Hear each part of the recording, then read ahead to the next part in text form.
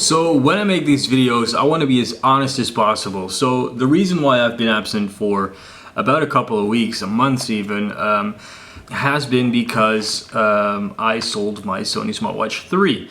And in this video, I will be explaining why I sold it, what my reasons are/were, and why I got other watches. And this is one of 3 videos I will be making. First off, why I got rid of the Sony Smartwatch 3, which is this video.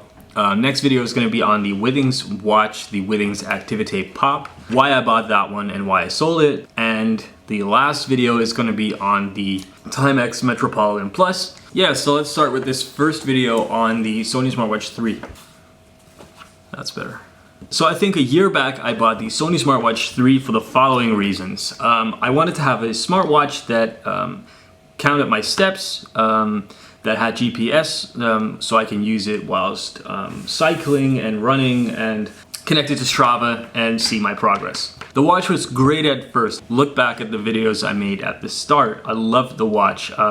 The fact that you can change your watch face every single day to the different kinds of bands. That took a while to be released, but still. I think the leather watch bands are available now, so that's pretty cool because they looked really awesome. Yeah, I really liked the watch for what it can do. I really liked the fact that you can quickly just check your messages on your watch. Yeah, that was really great. You do have to keep in mind that I did really like the watch. The only thing that happened after half a year or so, or maybe not even, maybe a couple of months, was the fact that it got really hot and the battery life lasted only for like a day. Sometimes not even. And if it's one thing I don't like about technology is that it doesn't work. I mean, you pay 200 bucks or 200 euros for a watch, for a quite a new one, even though it was the 3rd generation as it's the Sony Smartwatch 3, but you still expect it to work. They advertise it to last at least 2 days, and in the end mine only got really hot and only lasted like half a day or sometimes a day. So I brought it back to the shop, to the store, and they basically didn't recognize my problem at first. They didn't even say it was hot. I mean, I just turned it off and I just gave it to them and it was still hot.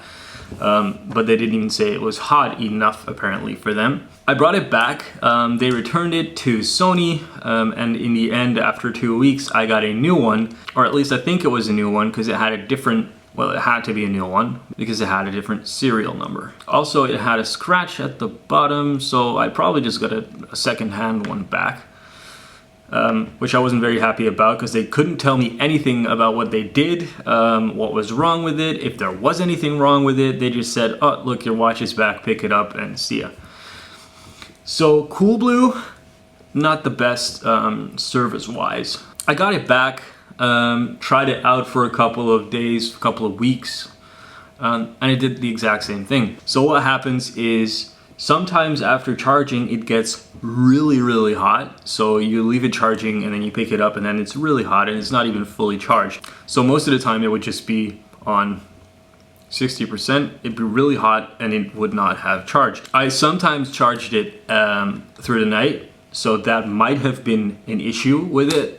However, it has a safeguard on it, so it shouldn't get hot. Because what it basically means, if I'm correct, is that it just kept on charging. And it got really hot because the battery, of course, doesn't take that very well. So anyway, it was really hot, and those days it only lasted like, like I said, halfway through the day. Some days it was fine, but let's say 3 or 4 days out of the week, it was really hot and wouldn't last at all.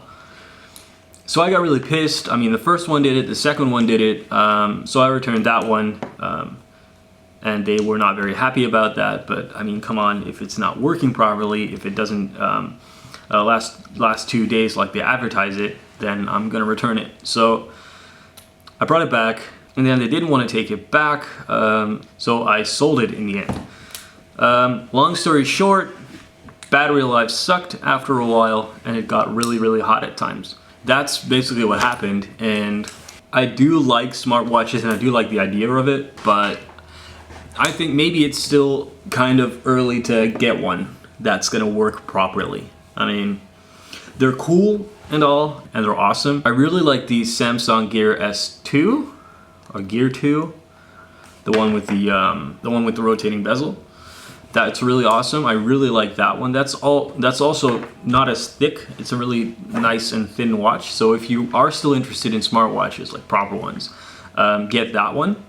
I'll put a photo of it here. It's really cool. You've probably already heard of it though.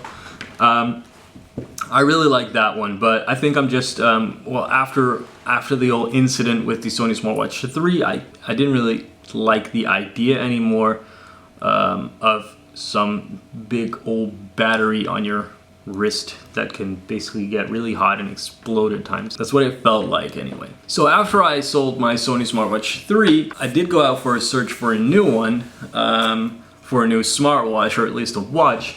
And then I got to these Withings Activité Pop, which will be my next video, which I will probably also link here.